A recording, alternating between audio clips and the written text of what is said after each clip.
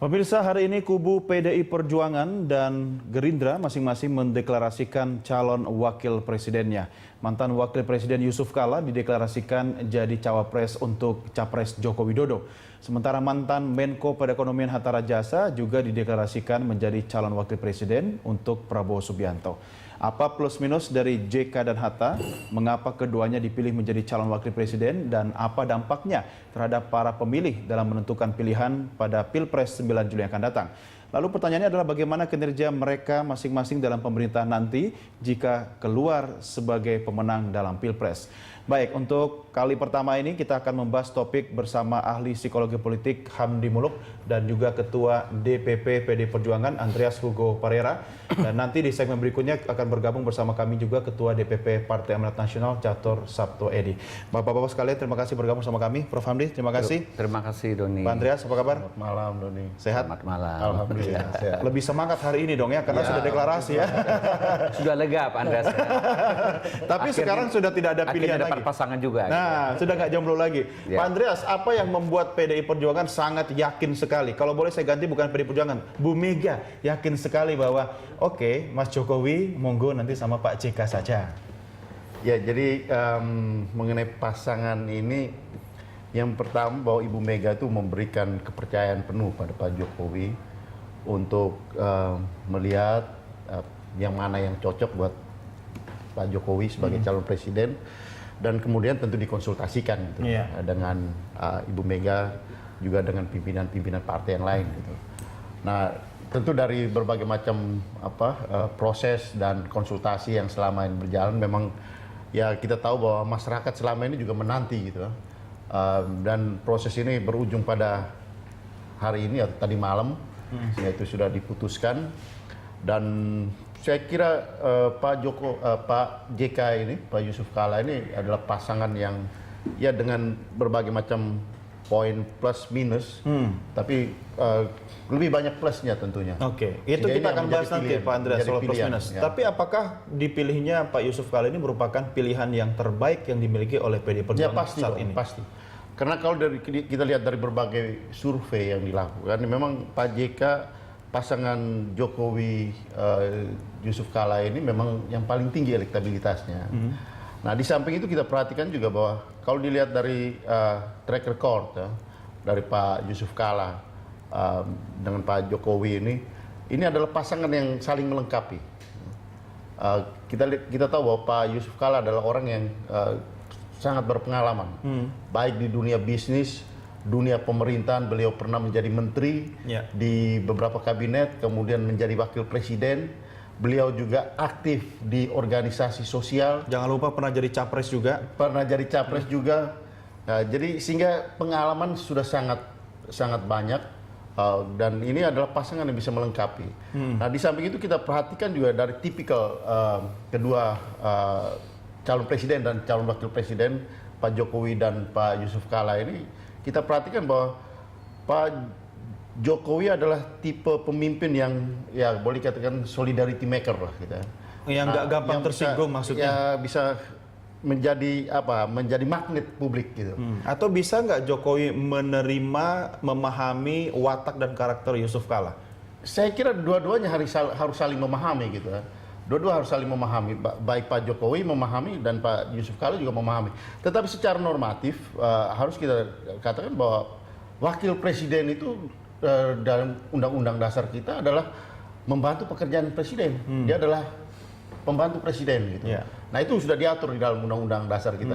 Sehingga apa yang dilakukan oleh wakil presiden itu adalah penugasan yang diberikan oleh presiden. Bukan presiden bayangan ya? Ya, saya kira seharusnya tidak seperti itu, Oke. Dan kita berharap bahwa ini adalah pasangan yang melengkapi Pak Yusuf Kala ini akan menjadi penguat baik di dalam proses pilpres ini maupun ke depan nanti setelah kedua pasangan ini menang dalam pilpres ini, dan untuk pemerintahan yang solid, pemerintahan efektif, kita yakin bahwa Pak Jokowi dan Pak Yusuf Kala akan menjadi partner yang itu idealismenya begitu, keyakinan PDI Perjuangan juga begitu. Prof, kalau Anda melihat sendiri kita tinjau dari kacamata idealisme dua sosok ini, apakah memang merupakan the best candidate ya untuk dimajukan dalam Pilpres sekarang ini?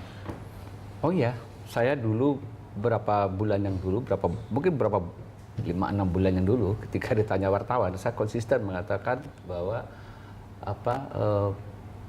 pilihan terbaik untuk menampingi Pak Jokowi ini Pak JK.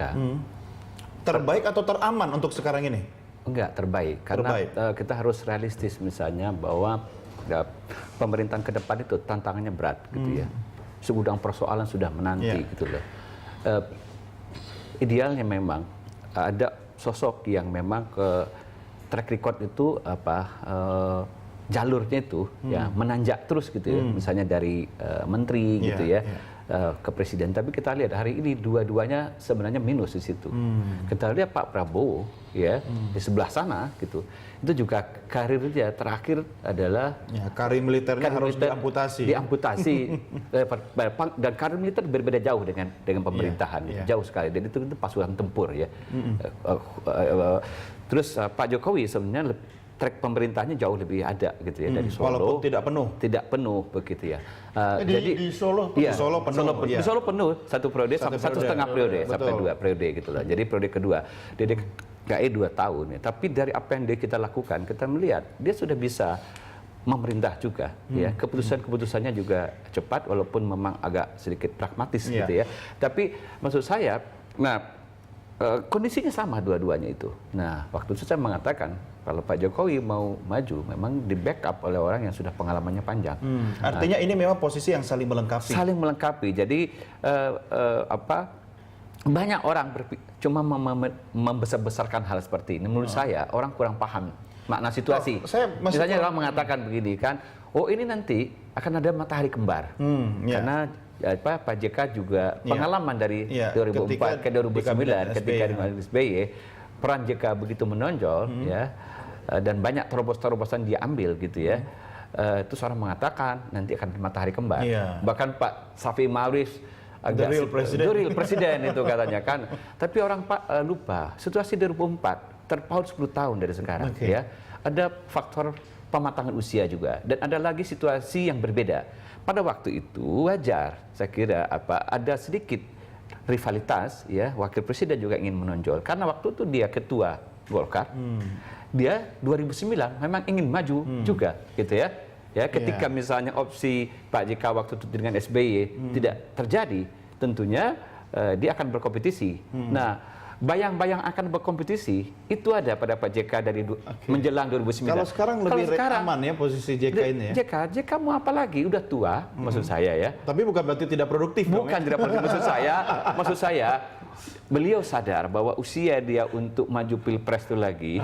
Dan hari ini pun beliau sadar. Betul, Prof. Tapi kalau bicara tua, saya juga nggak enak nih kalau Bu Mega dengar gitu kan. Nanti Bu Mega bisa bilang, loh kalau tua mending gue gitu kan. Enggak. Saya pernah jadi presiden gitu kan.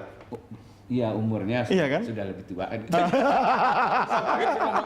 Lebih senior lah.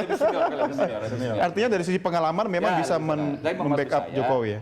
Hari ini motif JK untuk turun lagi ke publik sangat berbeda. Yang saya tahu adalah memang ada permintaan dari Bu Mega ya, terhadap JK ya, untuk membantu Jokowi ya, karena memang Pak JK sadar kalau dia mau maju presiden sekarang, satu tidak realistis, tidak punya partai juga ya, terus masanya sudah lewat ya. Dari elektabilitas itu kelihatan bahwa masyarakat menginginkan figur muda, figur perubahan, dan itu direpresentasikan lewat Jokowi. Tapi Jokowi harus didampingi orang yang berpengalaman. Jadi ini kalau saya sekarang Lee Kuan Yew dengan anaknya dong ya? Oh enggak, seperti Obama Joe Biden.